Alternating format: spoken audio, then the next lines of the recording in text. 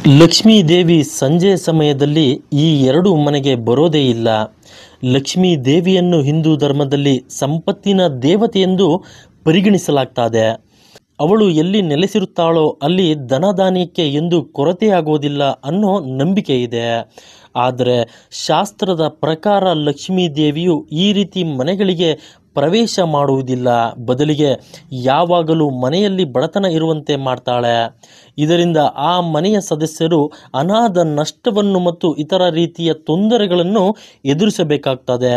ಹೌದು, ವರಹ ಪುರಾಣ ಪ್ರಕಾರ ದೇವತೆಗಳು ಸಂಜೆ ಸಮಯದಲ್ಲಿ ಭೂಮಿಯನ್ನು ಭೇಟಿ ಮಾಡಲು ಬರ್ತಾರೆ. ಸಂಜೆ 4ರಿಂದ 7 ಗಂಟೆಯ ಕಾಲವನ್ನು ಪ್ರದೋಷ ಕಾಲವೆಂದು ಪರಿಗಣಿಸಲಾಗ್ತದೆ. ಈ ಸಮಯದಲ್ಲಿ ಶಿವನು ಸಂಚಾರಕ್ಕೆ ಎಂದು ಬರ್ತಾನೆ. ಅದರ ಜೊತೆಗೆ ಲಕ್ಷ್ಮೀ ದೇವಿಯು ಮತ್ತು ದರಿದ್ರ ದೇವಿ ಸೇರಿ ಸಂಜೆ 7ರಿಂದ 9ರವರೆಗೆ ಸಂಚಾರವನ್ನು ಮಾಡ್ತಾರೆ. ಜೊತೆಗೆ ದರಿದ್ರ ದೇವಿಯು ಇಂತಹ ಎರಡು ಮನೆಗೆ ಪ್ರವೇಶಿಸುತ್ತಾಳೆ.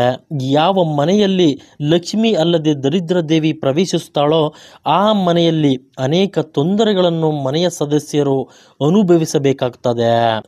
ಶಾಸ್ತ್ರದ ಪ್ರಕಾರ ಲಕ್ಷ್ಮಿ ಬದಲು ಅನಿಷ್ಟ ಲಕ್ಷ್ಮಿಯು ಯಾವ ಮನೆಯನ್ನು ಪ್ರವೇಶಿಸುತ್ತಾಳೆ ಅನ್ನೋದನ್ನು ಈ ವಿಡಿಯೋದಲ್ಲಿ ತಿಳಿದುಕೊಳ್ಳೋಣ ಬನ್ನಿ.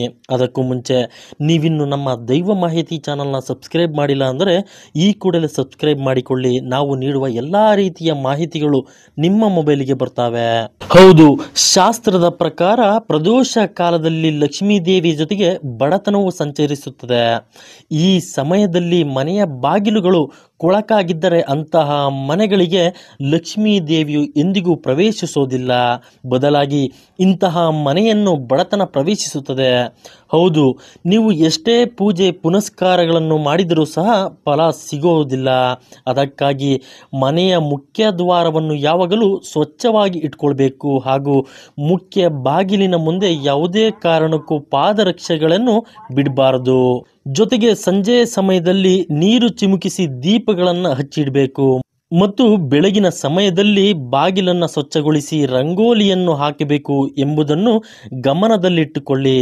ಮನೆಯ ಮುಖ್ಯ ದ್ವಾರದಲ್ಲಿ ಇರುವ ಅಲಂಕಾರವು ಸ್ವಚ್ಛತೆಯು ಲಕ್ಷ್ಮೀ ದೇವಿಯನ್ನು ನಿಮ್ಮ ಮನೆಗೆ ಆಗಮಿಸುವಂತೆ ಪ್ರೇರೇಪಿಸುತ್ತದೆ.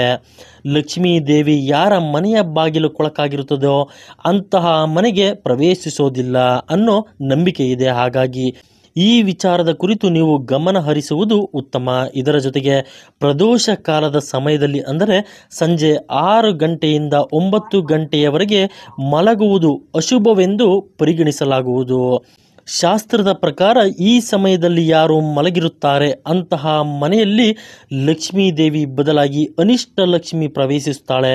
ಇದರಿಂದ ಬಡತನ ಆಗಮಿಸುತ್ತದೆ. ಆ ಮನೆಯ ಸದಸ್ಯರು ದಾರಿದ್ರ್ಯವನ್ನು ಅನುಭವಿಸುತ್ತಾರೆ.